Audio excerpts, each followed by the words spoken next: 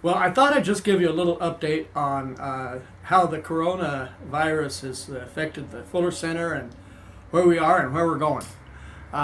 We have had some serious effects from it, primarily in our work. Our international work has been greatly impacted because we can't send global builders teams out, and many of our covenant partners overseas rely heavily on the funds that come from those trips. So it has slowed down our international work. Another factor in that is many of the countries that we work in are shut down much tighter than we are here in the United States. So that's been a negative impact to us. We did have to cancel the summer bicycle adventure. We haven't canceled the West Coast trip yet. That doesn't start until July, so we're waiting to see how things are shaking out.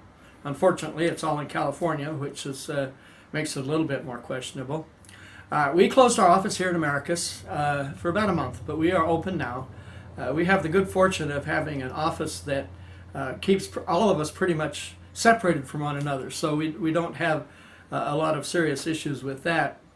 The good news is that the work is continuing. We just a couple weeks ago had a house dedication in Johnson County, Missouri, and in a couple weeks we're going to have another house dedication in Webster Parish, Louisiana. Our international partners, even though we're not able to send them groups, are working. Nicaragua's hard at work. Some of the countries like El Salvador and Peru, the restrictions are so tight that people can't even leave their homes. But in those places that they can, Armenia is working. And so there's some real hope. We're looking forward to the fall. We think things are going to be easing up, and we have a number of global builders trips planned. We haven't had cancellations on those yet, so we're hoping that a good number of those can go through. We'll have another bike ride in the fall, and then we have our Florida ride right after the first of the year.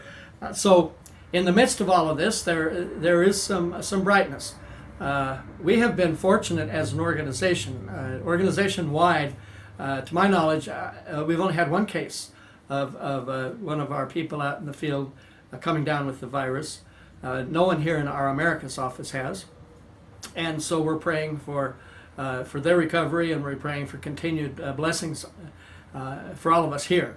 But it's been a tough go. It's been tough for us, just like for everyone. But we see some light at the end of the tunnel, if you will. We see the future is coming, and the future will be bright. We think there'll be a strong rebound, and we'll be able to continue getting folks in decent homes just as we've been called to do.